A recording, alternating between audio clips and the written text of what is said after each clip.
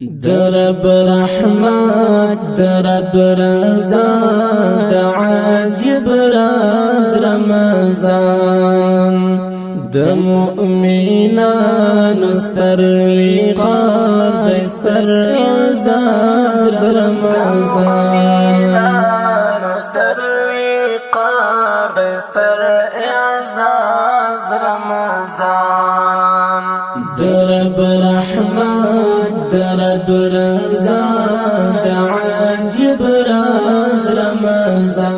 دوستانو یوې کورنۍ ته راغلي یو او د دې کورنۍ حالت خورا خراب ده. دلته کوچني ماشومان دي او پلار یې ګذر وهلی ده. د کورنۍ کوم بل سرپرست نه لري چې دوی ته کار وکړي. وضعیت یې ډېر خورا بد ده. په یو ځای کې په کومه کرایه ویلۍ کې اوسي او د خبریال خیریه بنسټ ادرس چا ورکړی و چې تر دوی اواز ور ورسوي.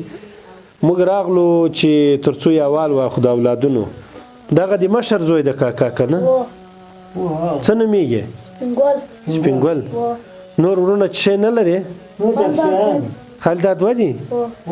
ښه. نو مړۍ له کومه پیدا کوئ؟ د هلته ننوایي د هغې ننوایي چې بل سړی د هغه یې راکوي. ښه په دا روزه کې ښه له روزې پرته به بیا نه رسېږي. لري او هم لري لوی ناز رمضان د مؤمنانو ستر وقار ستر اعزاز رمضان. څوک د ګټې وټې نه لرئ؟ نه لرم. نو څوک وي چې دغه مشر د کور ما هغه یم مشر کور څوک نه لرم چې بس تر په ترې خدای دې مهرباني نشته قسم خدای دې اته وار خدای ته یو دی وایي چې مړی پیدا کړو دا بل ورځ نه ورکړي راغی کور دا نوای نه ورکړي نه ورکړي قسم دې ورکړي راغی کور مړی نه راکړل د ځینې وایي نور خاوند مې مریض ده په ځای کې پروت ده. هېڅوک نه لرم. دا واړه ماشومان مې دي د اته دانې دي. زه کور کې پرته یم. هېڅ شی نه راته رسېږي. اول د خدای علم یې اخیستې بیا مې کاسې اخیستې. دغه لور مې مریضه ده. دومره هغه چلونه نه کېږي چې اوس یې زه شفخانې ته یوسم یا ډاکټر ته یوسم چې دوا ورته راواخلم. دومره مخکې ما نه اورې بیا ولاړ شوه چې 10 روپو هغه نه لرم. څو اولادونه دي دي؟ اته دانې.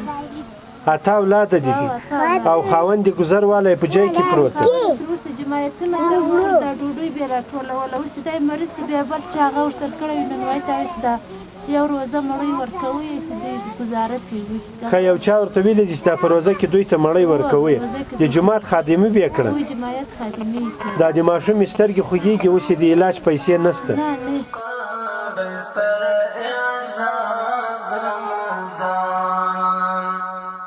د زخمي زړونو سکینه شدا ارواح ازادي د زخمي زړونو سکینه شدا.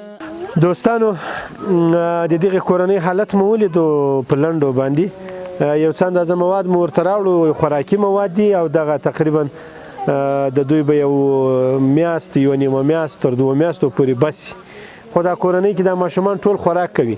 دوی ته په عین وخت کې یو 3000 پیسې ستاسو د رالیږلو شویو پیسو ډلې د زکات په ډول ورکړي.